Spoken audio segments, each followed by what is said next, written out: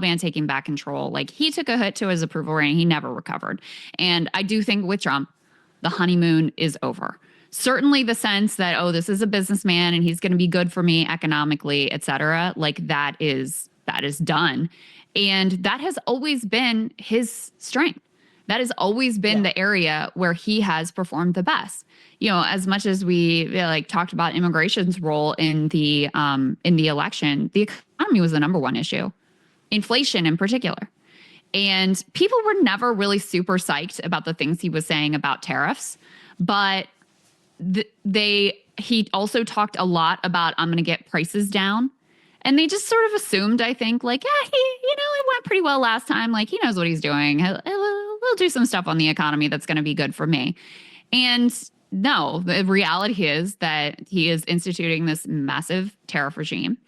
It will be, if he continues with it, a huge regressive tax on working class people. Rather than prices going down, they're going to go up. That is what their, consumers increasingly expect. And huge numbers are already saying that what he's doing is making them personally, financially worse off. Now, I'm actually right now in the process of drafting a monologue probably for tomorrow about, as his approval rating falls, I think you will see more of these sort of authoritarian tactics that are being deployed with regard right now to immigration, with regard to crushing dissent on college campuses. This ties into the Harvard conversation that we're going to have as well, because that's what, people who are authoritarians or have authoritarian tendencies, when they're backed into a corner, they don't back down. I mean, this is what we saw with Trump with January 6th. He didn't just say, oh, I lost, I guess, I have to peacefully go away. No, they crack down.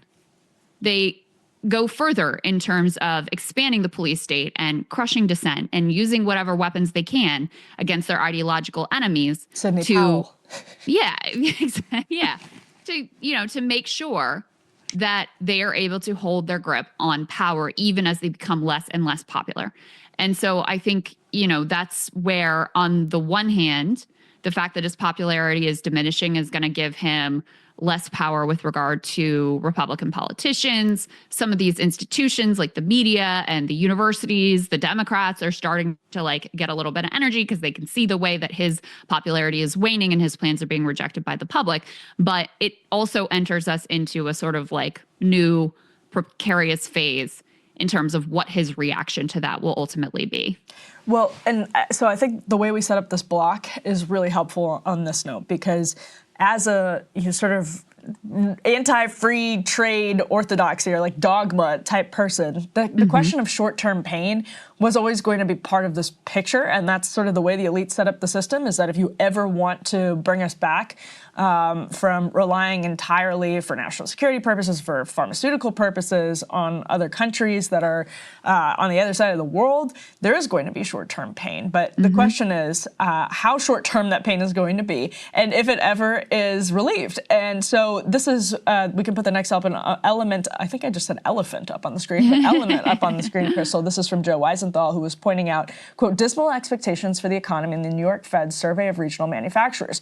Basically, every line, new orders, employment, et cetera, is going down, with the exception of prices received and paid, which are going up. And then, control room, whenever you're ready, you can put the next element up on the screen as well. This is the outlook for new orders from the New York Fed's regional manufacturers. Literally hit the lowest level in the history of the survey. Another Joe Weisenthal post on X that he highlighted from these New York Fed numbers. And that gets to, Crystal, whether in this push or pull, there's more that's going to be lost or more that's going to be gained. So even if this is a long-term battle, even if we accept that there may be some short-term pain, these numbers over the course of the first week have been not great for the administration. They are pointing to deals with NVIDIA and other places, but it seems like the industrial policy that they want to couple this with is one going to be codifying a corporate tax cut, which I will say, as annoying as that is, may help with onshoring, but it's not industrial policy. And then their second part of their industrial policy is just Trump calling up these companies and talking to them. Strong-arming them. Yeah. So far, that's what it looks like right the approach is, and you can understand then where these Weisenthal numbers are coming from.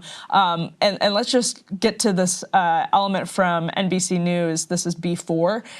United Airlines, here's the headline, gives two 2025 profit outlooks, calling economy, quote, impossible to predict. So just the lead of the story, United Airlines maintained its full year forecast on Tuesday, but took an unusual step of offering a second forecast should the U.S. slip into a recession, calling the economy, quote, impossible to predict. Either way, it expects to turn a profit, NBC writes, but says the carrier warned alongside its first quarter earnings that a recession could drive down profits this year, but said booking trends are stable for now. And lastly, Crystal, this next element from Newsweek, this is according to Chinese media, I should add, but this is from Newsweek saying that Greenland's foreign minister has said it is seeking deeper cooperation with China and potentially a free trade agreement, according to China's state news agency, Xinhua. So all of this evidence points to if this is a period of temporary pain, Crystal, it is going to be an enormous period of temporary pain, and the signs that there is more onshoring that's going to happen so far to offset the people who say we are actually going to bet on China or we are going to bet outside of the United States because the United States, is not a safe haven for us right now. We don't feel confident that we can make long-term investments. It doesn't make sense to us to do that. These are not great signs for the Trump administration.